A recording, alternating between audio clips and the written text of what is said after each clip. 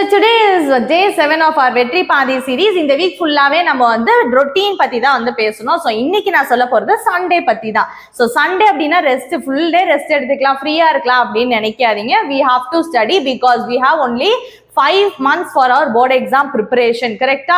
So அதனால சண்டேனா இதை ஞாபகம் வச்சுக்கோங்க. Reset, recharge and plan. இதுதான் வந்து உங்களோட சண்டேவோட மந்த்ரா மாதிரி இருக்கணும். ஓகேவா?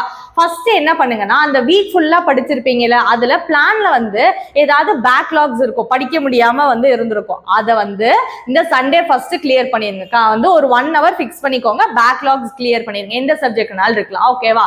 நெக்ஸ்ட் என்ன பண்ணணும்னா, வெரி இம்பார்ட்டண்டா ரிவிஷன் பண்ணணும். அந்த வீக் ஃபுல்லா 6 days ஒரு சப்ஜெக்ட்ல என்ன படிச்சீங்களோ அதை வந்து சண்டே ரிவைஸ் பண்ணணும்.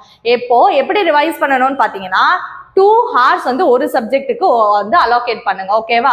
ஸோ காலையில ஒரு சப்ஜெக்ட் ரிவைஸ் பண்ணுங்க, மத்தியானம் ஒரு சப்ஜெக்ட், ஈவினிங் ஒரு சப்ஜெக்ட், அந்த மாதிரி ஸ்பிளிட் பண்ணிக்கோங்க. தொடர்ந்து வந்து ரிவைஸ் மட்டும் பண்ணிட்டு இருக்காதீங்க, நம்மளுக்கே வந்து கான்சென்ட்ரேஷனே போயிடும். ஓகேவா? ஸோ ரிவைஸ் பண்ணணும்.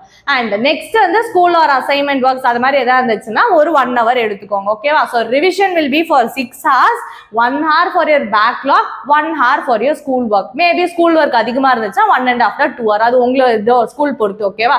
அதை இன்க்ரீஸ் பண்ணிக்கோங்க.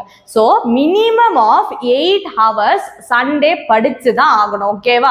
சோ வெரி குரூஷியலான டைம்ல இருக்கீங்க. இப்பவே நீங்க ஸ்டார்ட் பண்ணீங்கன்னா லாஸ்ட்ல நீங்க வரி பண்ண வேண்டாம். Okay?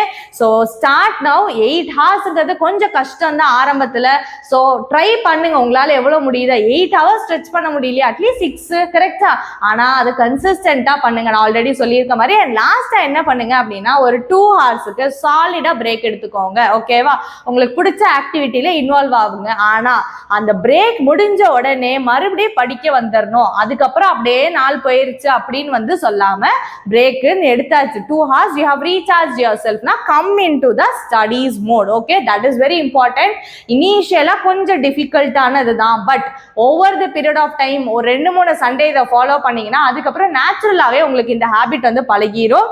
So do not give up in this stage and definitely you can also do it. நாளைக்கு நான் இன்னொரு டாபிக்கோட வந்து உங்களை மீட் பண்றேன். See you soon.